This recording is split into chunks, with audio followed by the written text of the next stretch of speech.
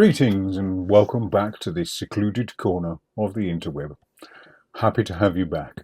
Sorry it's been about 3 weeks since the last video, but my brain's been in a sort of anyway, that's gone. Onwards. Promised shorter introduction, so we're going to get straight on it. Two parts to this video. There's the base gravy part and dal makhani part. The base gravy is really interesting because it's the first one I've ever found, curry-based gravies that is, first one I've ever found that hasn't got any onions or garlic in, so that might be of interest to some people. The actual ingredients are down in the description field because the ones I've used in the dish itself are to make 2 portions of this base gravy.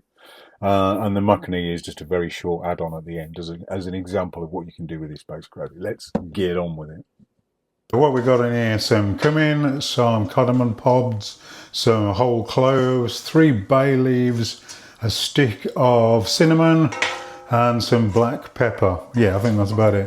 So just toast these for a couple of minutes in some ghee, plenty of ghee. In with an absolute ton of tomatoes, which are going to sizzle away.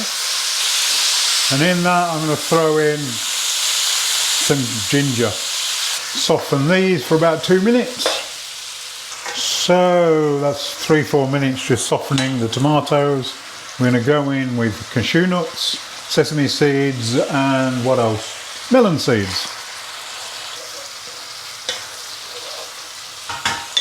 We're going to lower the heat, lid on, 10 minutes. You've got to let this cool.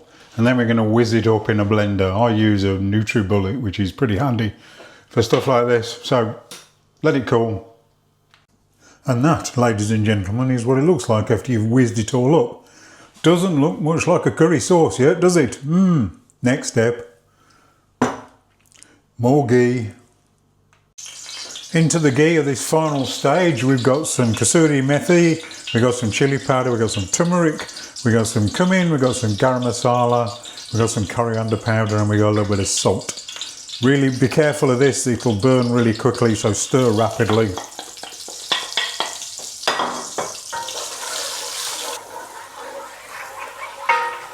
The smell that's coming off this is incredible.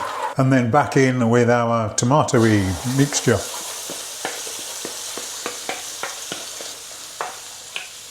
This is going to cook for about 5 minutes. So at this point, you're supposed to see the oil starting to separate at the edges of the curry paste mixture thing. It hasn't today, it's probably because I didn't put quite enough oil in. But anyway, this is the base gravy. It's gorgeous. I will put some of this aside for another day, but today I'm going to be making a black bean dal makhani. Onwards. So as I've done all the hard work already, what I'm going to do is just add a little bit of water when I was washing out my blender. Pop 3 cans of black beans in there. I'm going to add a little bit of salt. Warm this up for about 2 minutes. So it took about 5 minutes to warm the beans through. I'm going to add a tiny little bit more water. And then my base gravy. Not going to use all of it because I'm going to save that for later for another curry. Maybe a little bit more. And then just warm this through slowly. 10 minutes of warming it through. I'm going to add a good glug of cream because dal makhani is supposed to have cream in it. It's a very creamy dish. And we're going to cook this on really, really low for about another 5 minutes. And there it is. Let me have a quick taste. Oh, wow.